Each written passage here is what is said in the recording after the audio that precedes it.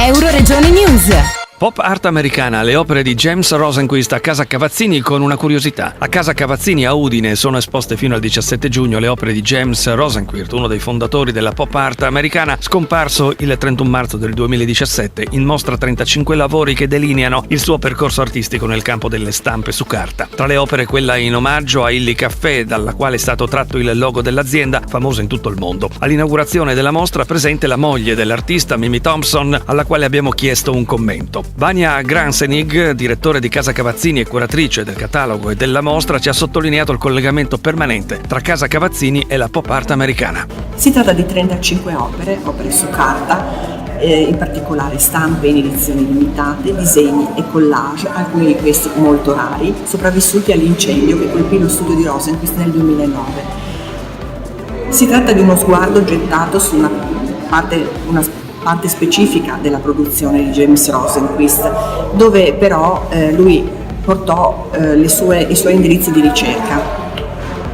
Naturalmente Rosenquist è conosciuto per essere uno dei maggiori esponenti della pop art americana e in questa veste lui è rappresentato all'interno di Casa Cavazzini, dove peraltro esiste già una tradizione che ha permesso di gettare un ponte di collegamento tra Casa Cavazzini e l'arte americana. Nel patrimonio del museo infatti è conservata la collezione Friam. Si tratta di oltre 100 opere donate da artisti americani in occasione del terremoto del 1976. Da allora la collezione non è cresciuta, ma al suo interno mancava proprio il nome di James Rosenquist. E recentemente collezionisti privati hanno donato la stampa che vedete alle mie spalle in memoria di lui e naturalmente questo ha permesso di creare l'occasione per un tributo doveroso a una figura che ha tracciato la storia dell'arte americana nella seconda metà del Novecento. It's especially nice to be in Udine and have this exhibition.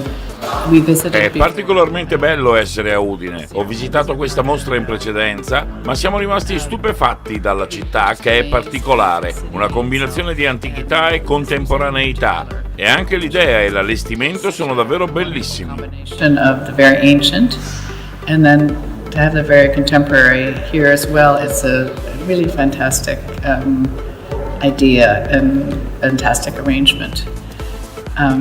These works are so amazing and Queste opere sono così incredibili, mi sono sentita davvero così, come quadri colorati, così forti nei dipinti d'epoca della zona e hanno quella stringa della loro vita. L'artista sarebbe così entusiasta di vedere la mostra ed essere a Udine e vedere che lavoro meraviglioso avete fatto al museo.